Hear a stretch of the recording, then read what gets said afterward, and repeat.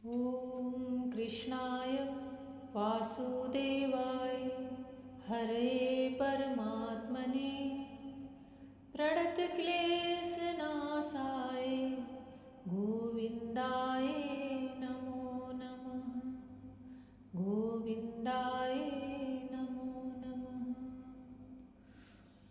सारे जगत को दंड देने वाले दंडपाणी धर्मराज यमराज अपने दूतों को आज उनके कर्तव्य समझा रहे हैं कि तुम सृष्टि में सबके सम्मुख जाओ और उनके जो कर्म हैं, उनके दंड जो विधान है, उनको उनके किए हुए कर्मों के हिसाब से उनको दंड दो, सजा दो, जैसा जिसने पाप या पुण्य किया है। परंतु तुम उनके सम्मुख कभी मत जाओ जो नारायण श्री हरि का नाम लेते हैं, जिनके हृदय में भगवान श्री हरि की छवि है, जो अंत समय में नारायण नारायण नाम का उच्चारण करते हैं। यमराज अपने दूतों से कह रहे हैं कि मैं कभी भी उन लोगों के सम्मुख नहीं जा पाता जो भगवान श्री हरि के चरण रज में लिपटे रहते हैं, जिन्होंने अपने आप को सर्वस्व, अपना जीवन, अपना मन श्री हरि को सौंप दिया है। जय श्री कृष्णा मेरी सोल फैमिली। आध्यात्म आपके अपने चैनल पर मैं नंदा आप सबका बहुत बहुत स्वागत करती हूँ। सारे जगत को कर्म की बेड़ियों में बांधे हुए जैसे यह सृष्टि चल रही है और जैसे जैसे भगवान ने सब देवताओं को नियुक्त किया है, वह सब उनकी आज्ञानुसार अपने कर्म करते हैं। यमराज भी उन्हीं के नियुक्त किए हुए एक सेवक हैं। इस सृष्टि में मनुष्य जैसा जो कर्म करता है, उसके फल को यमराज ही अपने लोक में सैमिनीपुरी में ले जाकर के उस जीव को उसके कर्मों के ही अनुसार दंड देते हैं। जैसे उसके कर्म रहते हैं, उन्हीं के अनुसार उसको फल प्राप्त होता है। अजामिल के कर्म पूरी तरह से पाप युक्त थे, परंतु अंतकाल में वह नारायण मुख से उच्चारण कर लेने भर से यमदूतों के पास से छूट गया। यमराज का वह पास जिसे भगवान ने दिया है, उस बंधन को तोड़ करके उसने भगवान के पार्षद का दर्शन किया और अंत में भगवान श्रीहरि का धाम प्राप्त किया। यमदूतों को यह सब देख करके बहुत आश्चर्य हुआ, क्योंकि उन्होंने आज तक ऐसा विधि विधान का उल्टा फेर नहीं देखा था। अपने स्वामी धर्मराज से वह इसका कारण पूछते हैं। धर्मराज उन्हें इस विषय में बताते हैं कि मुझसे भी बड़ा जो मुझे चलाते हैं वह नारायण है, जिनके डर से, जिनके भय से ब्रह्मांड की हर चीज़ें अपने आप अपनी जगह स्थित होकर अपना अपना कार्य करती है।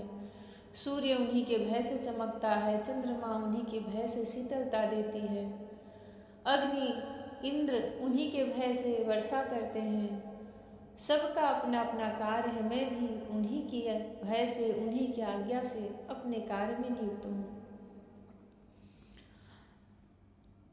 श्री सुखदेव जी कहते हैं, परीक्षित, यमराज अपने दूतों से कह रहे हैं, स्वयं भगवान ने ही धर्म की मर्यादा का निर्माण किया है। उसे न तो ऋषि जानते हैं और न देवता या सिद्धगण ही। ऐसी स्थिति में मनुष्य विद्याधर, चारण और असुर आदि तो जान ही कैसे सकते हैं। भगवान के द्वारा निर्मित भागवत धर्म परम शुद्ध और अत्यंत गोपनीय है। उसे जानना बहुत ही कठिन है। जो उसे जान लेता है वह भगवत स्वरूप को प्राप्त हो जाता है। भागवत धर्म का रहस्य हम 12 व्यक्ति ही जानते हैं। यह श्रीमद् भागवत महापुराण का 6वां स्कंद चल रहा है और धर्मराज यमराज अपने दूतों से भागवत धर्म के बारे में बता रहे हैं कि जो उसे जान जाता है वह भगवत स्वरूप को प्राप्त कर लेता है और उसे सिर्फ 12 लोग ही जानते हैं। भागवत धर्म का रहस्य हम 12 व्यक्ति ही जानते हैं। ब्रह्मा जी, देवर्षि नारद, भगवान शंकर, सनत कुमार, कपिल देव, स्वयंभू मनु, प्रहलाद, जनक, भीष्म पितामह, बलि, सुखदेव जी और मैं धर्मराज। इस जगत में जीवों के लिए बस यही सबसे बड़ा कर्तव्य परम धर्म है कि वे नाम कीर्तन आदि उपायों से भगवान के चरणों में भक्ति भाव प्राप्त कर ले। प्रिय दूतों, भगवान के नामोच्चारण की महिमा तो देखो। अजामिल जैसा पापी भी एक बार नामोच्चारण करने मात्र से मृत्युपाश से छुटकारा पा गया। भगवान की गूढ़ लीला और नामों का भली भांति कीर्तन मनुष्यों के पापों का सर्वथा विनाश कर दे, यह कोई उसका बहुत बड़ा फल नहीं है। क्योंकि अत्यंत पापी अजामिल के मरने के समय चंचल चित्त से अपने पुत्र का नाम नारायण उच्चारण किया था। क्योंकि अत्यंत पापी अजामिल ने मरने के समय चंचल चित्त से अपने पुत्र का नाम नारायण उच्चारण किया था, इस नामाभास मात्र से ही उसके सारे पाप तो क्षीण हो ही गए, मुक्ति की प्राप्ति भी हो गई। बड़े बड़े विद्वानों की बुद्धि कभी भगवान की माया से मोहित हो जाती है। वे कर्मों के मीठे मीठे फलों का वर्णन करने वाली अर्थवाद रूपणी वेदवाणी में ही मोहित हो जाते हैं और यज्ञ याग आदि बड़े बड़े कर्मों में ही संलग्न रहते हैं तथा इस सुगमता सुगम भगवान नाम की महिमा को नहीं जानते। यह कितने खेद की बात है। प्रिय दूतों, बुद्धिमान पुरुष ऐसा विचार कर भगवान अनंत में ही संपूर्ण अंतःकरण से अपना भक्ति भाव स्थापित करते हैं। वे मेरे दंड के पात्र नहीं हैं। पहली बात तो यह है कि वे पाप करते ही नहीं, परंतु यदि कदाचित संयोगवश कोई पाप बन भी जाए तो उसे भगवान का गुणगान तत्काल नष्ट कर देता है। जो समदर्शी साधु भगवान को ही अपना साध्य और साधन दोनों समझकर उन पर निर्भर हैं, बड़े बड़े देवता और सिद्ध उनके पवित्र चरित्रों का प्रेम से गान करते रहते हैं। मेरे दूतों, भगवान की गदा उनकी सदा रक्षा करती रहती है। उनके पास तुम लोग कभी भूल कर भी मत फटकना। उन्हें दंड देने की सामर्थ्य न हम में है और न साक्षात काल में ही है। बड़े बड़े परमहंस दिव्य रस के लोभ से संपूर्ण जगत और शरीर आदि से भी अपनी अहंता ममता हटाकर अकिंचन होकर निरंतर भगवान मुकुंद के पादार विंद का मकरंद रस पान करते रहते हैं। जो दुष्ट उस दिव्य रस से विमुख है और नरक के दरवाजे घर गृहस्थी की तृष्णा का बोझा बांधकर उसे ढो रहे हैं, उन्हीं को मेरे पास बार बार लाया करो। जिनकी जीभ भगवान के गुणों और नामों का उच्चारण नहीं करती, जिनका चित्त उनके चरणार बिंदों का चिंतन नहीं करता और जिनका सिर एक बार भी भगवान श्री कृष्ण के चरणों में नहीं झुकता, उन भगवत सेवा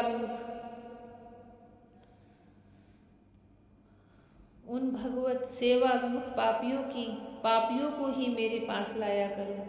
आज मेरे दूतों ने भगवान के पार्षदों का अपराध करके स्वयं भगवान का ही तिरस्कार किया है। यह मेरा ही अपराध है।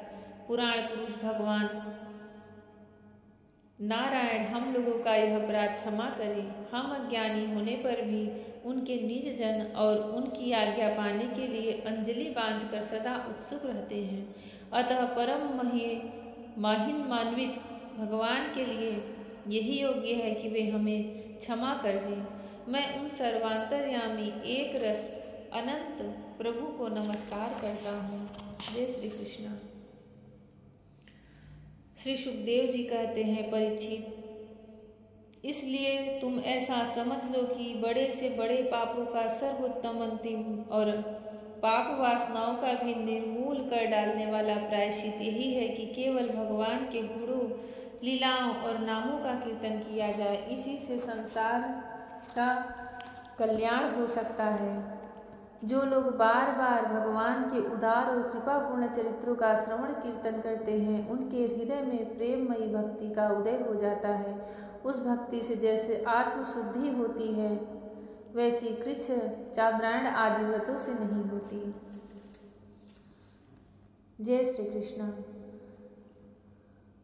भगवान श्री हरि सबके कर्मों को देखते हैं, फिर भी उन्होंने यमराज को नियुक्त कर रखा है सबके कर्मों का पाप पुण्य का फल देने के लिए। आज वो भगवान की स्तुति कर रहे हैं, उसे क्षमा मांग रहे हैं कि मेरे पार्षदों से कोई गलती हुई हो, मेरे दूतों से कोई गलती हुई हो, भगवान श्री हरि के पार्षदों का कोई अपराध बन गया हो मेरे दूतों के द्वारा, तो उसे श्री हरि क्षमा करें। यमराज जो सबको दंड देते हैं, इनके हाथ में काल दंड है, जिनसे सब भयभीत होते हैं, वह भी भगवान से भयभीत रहते हैं, उनकी प्रार्थना करते रहते हैं। भगवान श्री कृष्ण को बस अपना लो, सारा जीवन सार्थक हो जाता है। आज शरद पूर्णिमा है, आप सबको भगवान श्री कृष्ण की तरफ से मंगलमयी सबका यह शरद पूर्णिमा बीते, सबको मंगलमय शुभकामनाएं हो। इस रात्रि में भगवान ने गोपियों के साथ अखंड ब्रह्मचर्य व्रत में रहकर महारास किया था और अपने प्रेम की वर्षा की थी। उस दिव्य लीला का, दिव्य प्रेम का वर्षा किया था, जो आज तक इस ब्रह्मांड में गूंजता है और युगों युगों तक गूंजता रहेगा। भगवान श्री कृष्ण, राधा रानी, वृंदावन, ब्रजमंडल सब पर अपनी कृपा दृष्टि डाले, सब पर अपना वह दिव्य प्रेम बरसाए। जय श्री कृष्ण, राधे राधे, जय श्री कृष्ण, हरि ओम।